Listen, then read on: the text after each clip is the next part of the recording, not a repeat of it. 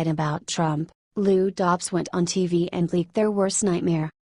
President Trump's trip to France over the past couple days has been a huge success, so the media is trying to distract everyone. They continue to spread conspiracy theories and lies about Trump and Russia. This week it was Don Jr.'s meeting with a Russian lawyer, next week it will be something else. Well, Dobbs has had enough. He just went on live TV and exposed the media's worst nightmare. Dobbs exposed how the deep state was secretly using the liberal media to try and overthrow Trump. He explained how they are accelerating leaks from within the top levels of government in order to saturate the media with Trump scandals and try to break the will of the American people. Then they'll move in and try and have him removed. Here's an excerpt. This is an effort by the deep state to roll over a duly elected president and to break the will of the American people. This is about a full-on assault by the left, the Democratic Party, to carry out a coup d'état against President Trump, aided by the left-wing media.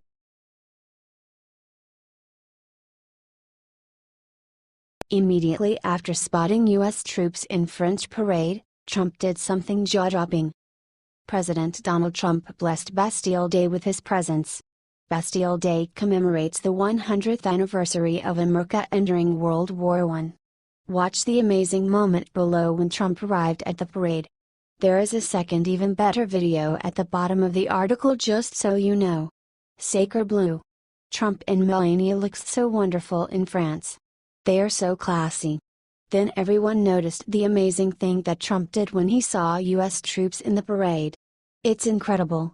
Trump was the only one seen saluting as the U.S. troops went by in the presidential box. The two men can be seen talking as U.S. and French fighter jets flew overhead. There were 8 U.S. planes in the parade as well as 145 U.S. troops on the ground, according to the Sacramento Bee. Trump and Melania have stood up for the American people since they have been elected. They have taken so many barbs for us. Share this if you are so proud of our president for respecting our troops. God bless our troops and our president.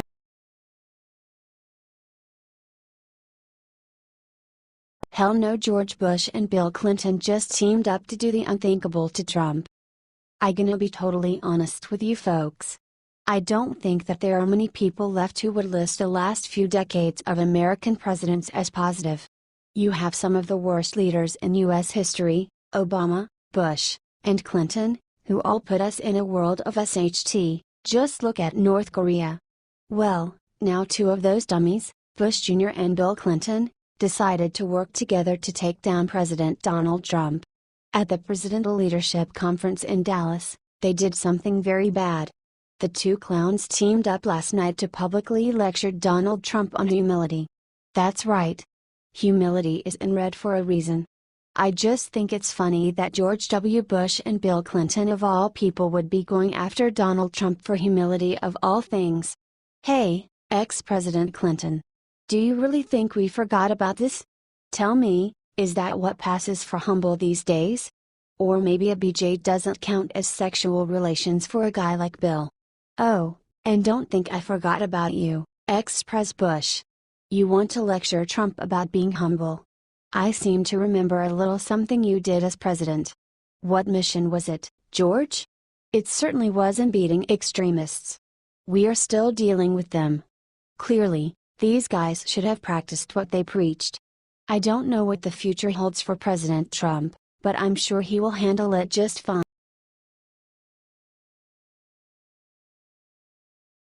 Trouble in Paradise. Jeff Sessions just laid the smackdown on the state of Hawaii. Attorney General Jeff Sessions releases statements after Hawaii judge puts new limits on the Trump administration's travel ban from 6 Muslim countries. The judge is now allowing entry of grandparents, grandchildren and other family members into the United States. In the order issued last Thursday, Federal District Court Judge Derek Watson also found that any refugee with ties to resettlement organizations in the U.S. that are able to receive them should be exempt from the travel ban. Jeff Sessions speaks about the travel ban that Supreme Court rules on in June before the Supreme Court went into recess reinstated the travel from 6 Muslim-majority countries: Iran, Syria, Libya, Somalia, Sudan and Yemen, but with some restrictions that those who have bona fide relationships with Americans in the U.S. can still come in. The Trump administration said that would include parents, spouses, fiancés, sons, daughters, sons-in-law, daughters-in-law or siblings. But the government excluded grandparents and grandchildren from its definition of close family, along with brothers-in-law, sisters-in-law, aunts, uncles, nieces, nephews and cousins. In the ruling that you can read here, Judge Watson did not accept that. After the ruling, Attorney General Jeff Sessions have set his sights on the Hawaii judge and all those who blocked the administration's effort to keep the country safe. He said the following: "These leftist judges need to be held accountable for the damage they are causing and their obstruction. A country that doesn't have a government that can function is no country at all." Share this report 10,000 in support of President Trump and Attorney General Jeff Sessions' fight to make America safe.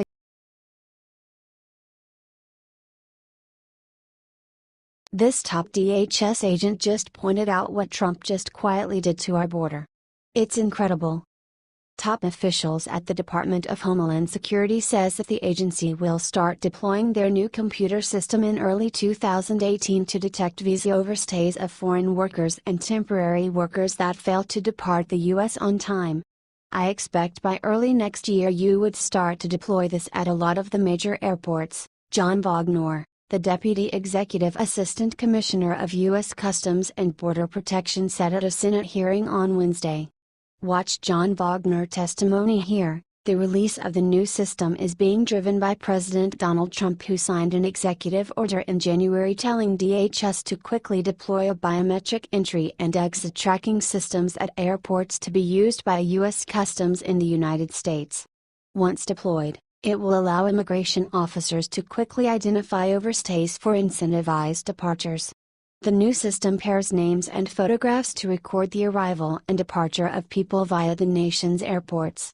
When people don't depart on time, the system can notify the agency that the person is overstaying their visa. The pending system is slated for use at airports. Officials are testing the system at several airports in Washington, D.C., Boston, Chicago, Atlanta, Houston, Atlanta, and New York City.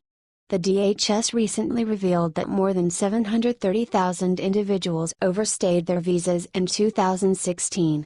Roughly 60 million foreigners visited and departed the country on visas that year. President Trump talks about making America worker first. If you agree with the new system being set in place to find and deport visa overstayers and put American workers first, share this 1 million.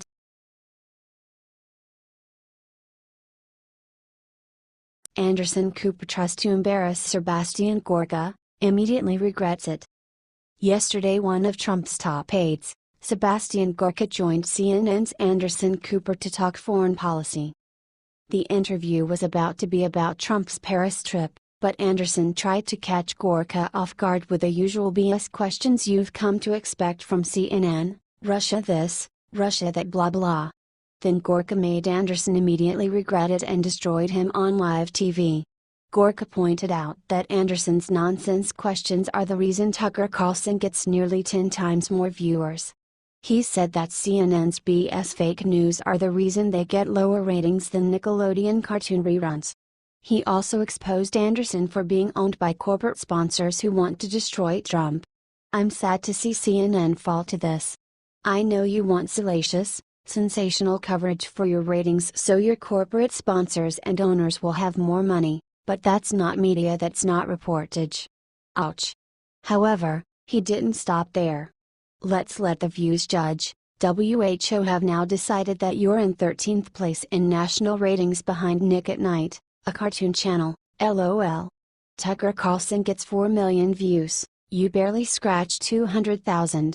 Ha ha. People would now rather watch cartoon reruns than CNN. Can't say I'm too surprised, because that's what happens when all you produce is very fake."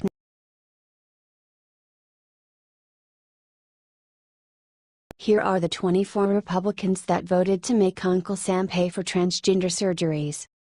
The Republican-controlled government should have reined in some of their excessive, insane, Obama-era policies. On Thursday, The House of Representatives voted 214-209 reject an amendment to the National Defense Authorization Act, NDA, that would prevent the Pentagon from paying for hormone therapy and surgeries for transgender individuals. This is horrible. Democrats have said that the proposal is bigoted and unconstitutional. They won support from 24 GOP lawmakers to scuttle the amendment to the defense policy, according to Huffington Post.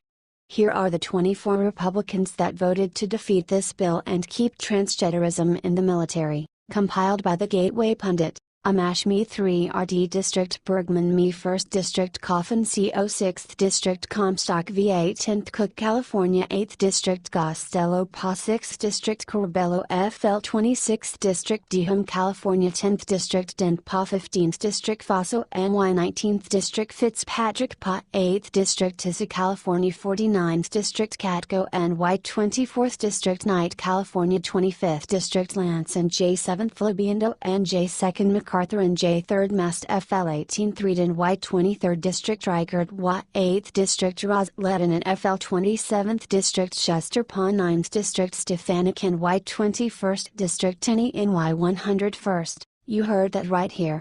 These are the Republicans that voted to keep transgenderism in the military. Share this if you think that we should not have transgenderism in the military. If the left is so worried about Russia, then why are they making our fighting force weaker with this crap?